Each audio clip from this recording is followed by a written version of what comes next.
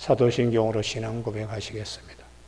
나는 전능하신 아버지 하나님 천지의 창조주를 믿습니다. 나는 그의 유일하신 아들 우리 주 예수 그리스도를 믿습니다. 그는 성령으로 잉태되어 동정노 마리에게서 나시고 본디오 빌라도의 고난을 받아 십자가에 못 박혀 죽으시고 장사된 지 사흘 만에 죽은 자 가운데 다시 살아나셨으며 하늘에 오르시어 전능하신 아버지 하나님 우편에 앉아 계시다가 거기로부터 살아있는 자와 죽은 자를 심판하러 오십니다. 나는 성령을 믿으며 거룩한 공교회와 성도의 교제와 죄를 용서받는 것과 몸의 부활과 영생을 믿습니다. 아멘.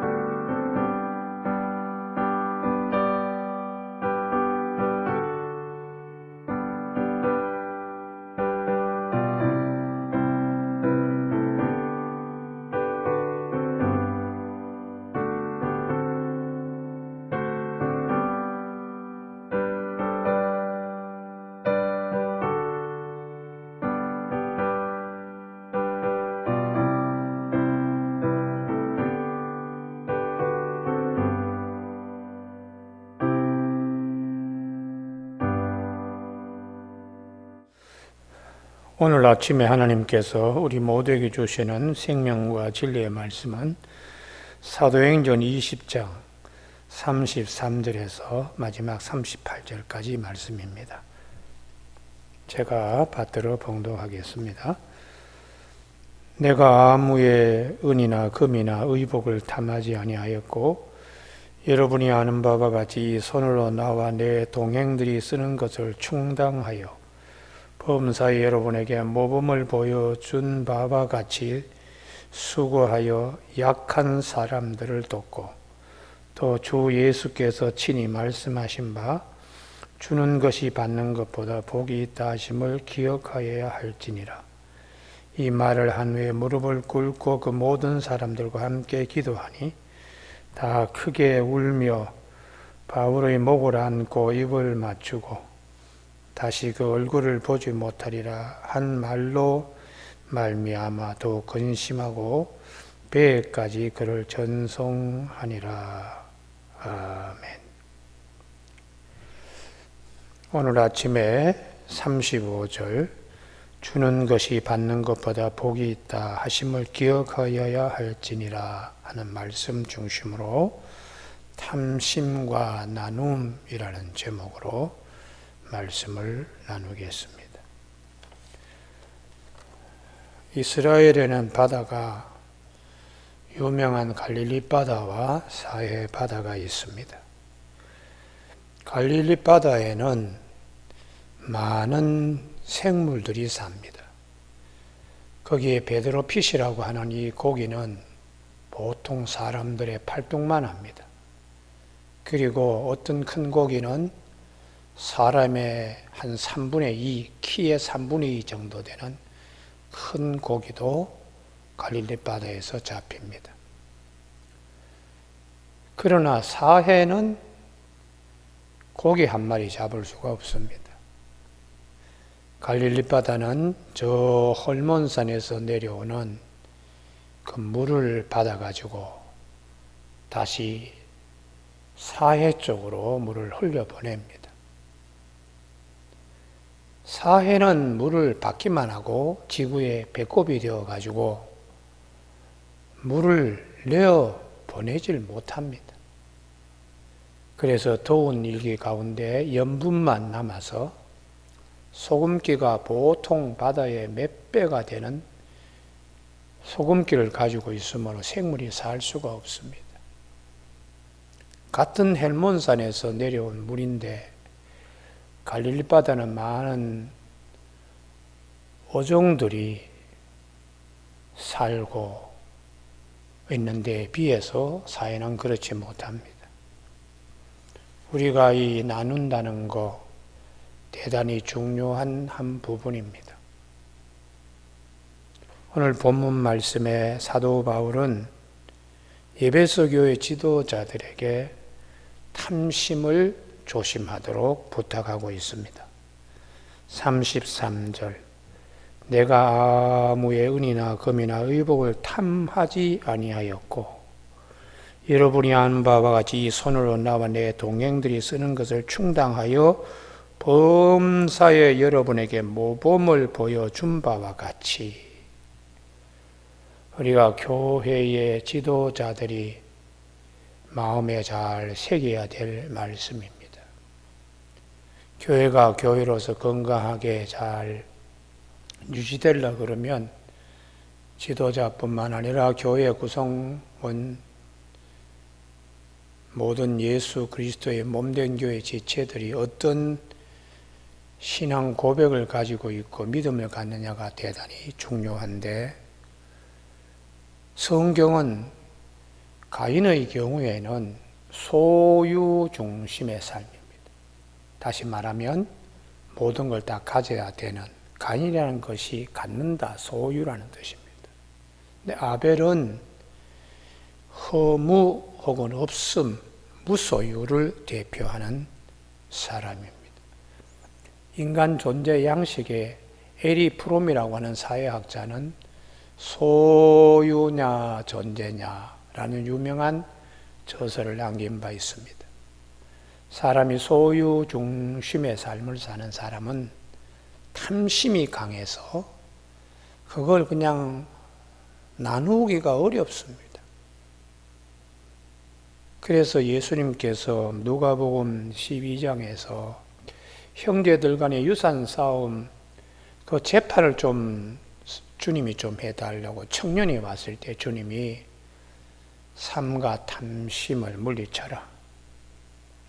사람의 생명이 그 소유에 넉넉한 데 있지 아니하다라고 교훈하시면서 비유로 한 농부 얘기를 합니다. 그의 곡식이 아주 잘 되어서 기존의 창고 가지고는 부족해서 곡간을 헐고 다시 넓히고 그 안에 모든 것을 다 가득 채우고 스스로 독백조로 하는 말이 내 영혼아 이제는 여러 해 쓸 것이 준비되었으니 이제는 편안히 먹고 마시고 쉬자고 그렇게 스스로 재물이 자기를 지켜줄 것처럼 소유물이 자기를 지켜줄 것처럼 독백을 하자. 하나님께서 어리석은 자여 오늘 밤 네 영혼을 데려감이 모든 것이 누구의 것이 되겠느냐.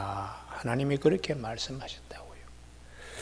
자기를 위하여 재물을 쌓아두고 하나님께 대하여 부요하지 못한 자가 이와 같으니라. 다시 말하면 소유 자체가 중요한 게 아닙니다. 소유보다 더 무서운 탐심이죠. 그 탐심 때문에 사람이 망하기 때문에 우리가 가지고 있는 것 가지고 나눌 수 있다면 그 소유는 문제가 되죠. 축복입니다. 그래서 우리가 이 탐심과 나눔, 이거는 탐심이 없어야 나눌 수 있습니다. 나눌 수 있다는 것은 하나님의 축복의 통로가 되는, 그래서 있는 자는 더 가지게 하고 없는 자는 있는 것까지도 빼앗기리라. 주님이 그렇게 말씀하신 것을 우리는 기억해야 하겠습니다. 주님께서 친히 말씀하신 바 주는 것이 받는 것보다 복이 있다. 이게 나눔에 대한 말씀이죠.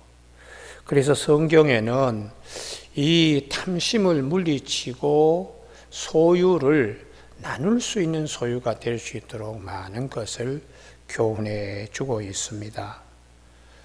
우리 신명기 24장에 보면 3대 약자, 고아, 과부, 그리고 나그네, 객, 이 3대 약자를 위해서 밭에 곡식 한 단을 묶어가지고 이렇게 쭉쭉 놓는데, 묶은 곡식단을 가지고 나올 때에 미처 가지고 나오지 못한 걸 도로 가서 그걸 가지고 나오지 말라. 감람나무 열매를 딸 때나 포도원에서 포도송이를 딸 때에 다 좀 남겨두라고. 그게 이제 고아와 과부와 객에 대한 배려입니다. 탐심을 절제하는 것입니다.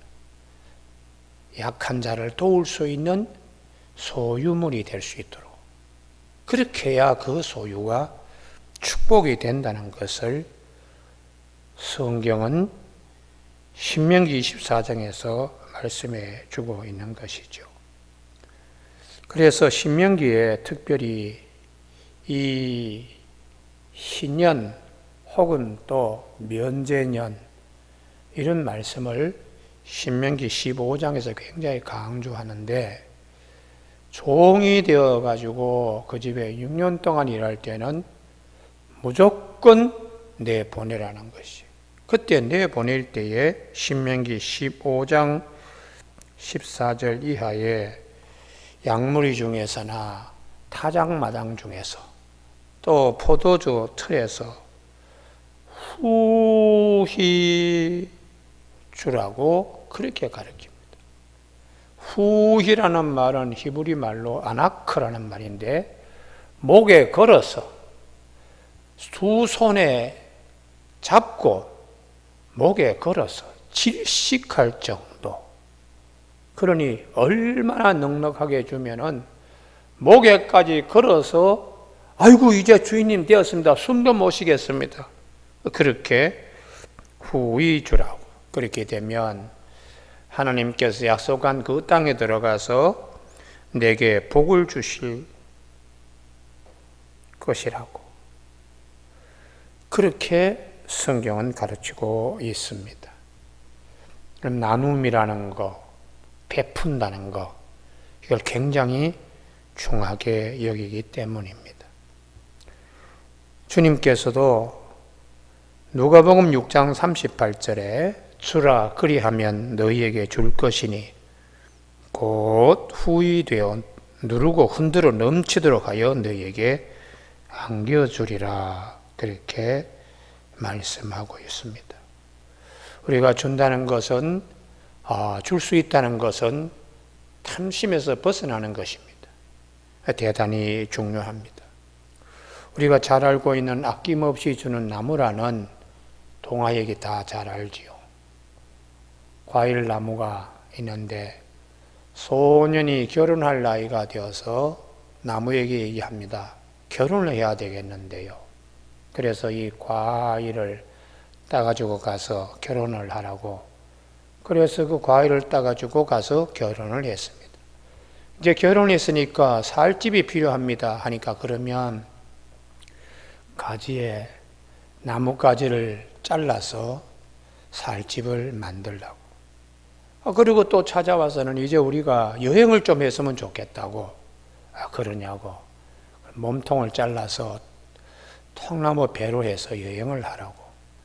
그래서 그 나무의 거의 중심, 제목감이 되는 모든 걸 다 내줬습니다. 그리고 한참 있다가 이 소년이 나이가 들어서 머리가 허옇고 등이 굽어진 채로 나무에게 찾아왔습니다. 나무는 그루터기밖에 남지 않았습니다. 좀 쉬어야 되겠다고 하는, 소년이 노인으로 바뀐 그 노인에게 나무가 내가 이제는 줄 수 있는 것이 이것밖에 없다고, 그루터기에 그냥 앉아서 쉬라고. 이게 참 우리에게는 굉장히 뭘 생각하게 하는, 아낌없이 주는 나무. 그걸 생각하게 하는 동화입니다. 교우 여러분, 오늘 사도행전 20장 33절 이하에 사도 바울이 소아시아의 모교회가 되는 에베소 교회, 그 에베소 교회에서 여러 가지 본을 보여주고 마지막 교훈이 탐심을 물리치고 나눌 수 있는 귀한 교회가 되라, 이렇게 가르쳐 줬습니다. 우리는 구약 성경에 잠언의 아굴의 잠언이 있습니다. 잠언 30장 7절 이하에 내가 죽기 전에 두 가지를 구하는데 그 하나가 헛된 것과 거짓말 멀리하게. 이게 사탄으로부터는 거짓말은 사탄이 가지고 있는 속성이거든요. 그리고 또 하나가 탐심을 물리치는 기도를 합니다. 가난하게도 마옵시고 부하게도 마옵시고 오직 필요한 양식으로 나를 먹이시옵소서. 일용할 양식으로 지낼 수 있게 해달라고. 굉장히 절제된 기도입니다. 혹 내가 배가 불러서 하나님을 모른다 할까? 여호와가 누구냐? 그럴까봐